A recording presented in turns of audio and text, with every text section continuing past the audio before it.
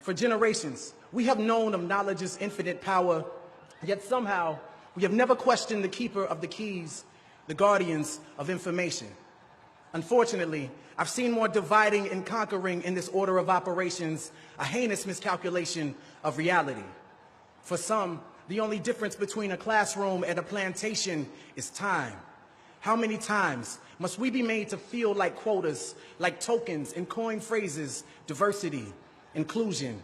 There are days I feel like one, like only, a lonely blossom in a briar patch of broken promises, but hey, I've always been a thorn in the side of injustice, disruptive, talkative, a distraction with a passion that transcends the confines of my own consciousness, beyond your curriculum, beyond your standards.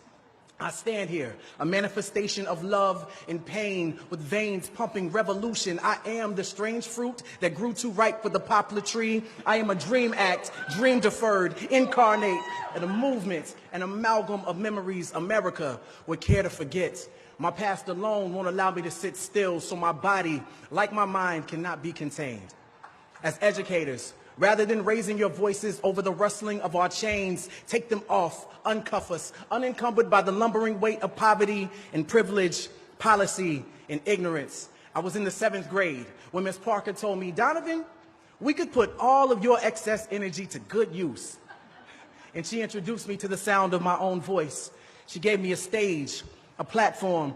She told me that our stories are the ladders that make it easier for us to touch the stars. So climb and grab them. Keep climbing, grab them. Spill your emotions in the Big Dipper and pour out your soul. Light up the world with your luminous allure.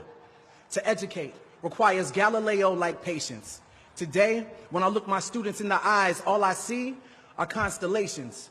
If you take the time to connect the dots, you can plot the true shape of their genius shining in their darkest hour. I look each of my students in the eyes and see the same light that aligned Orion's belt in the pyramids of Giza. I see the same twinkle that guided Harriet to freedom. I see them.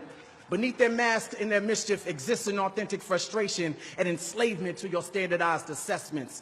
At the core, none of us were meant to be common. We were born to be comets, darting across space and time, leaving our mark as we crash into everything. A crater is a reminder that something amazing happened right here, an indelible impact that shook up the world. Are we not astronomers searching for the next shooting star?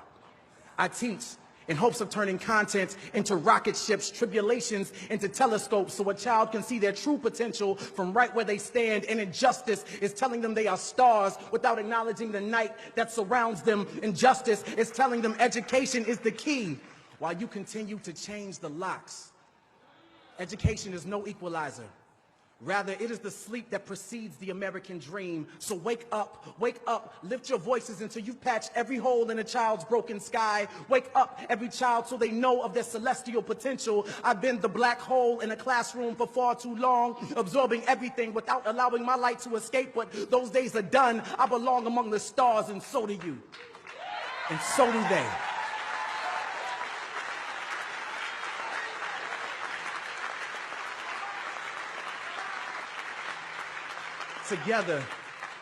Together, we can inspire galaxies of greatness for generations to come. So no, sky is not the limit. It is only the beginning. Lift off.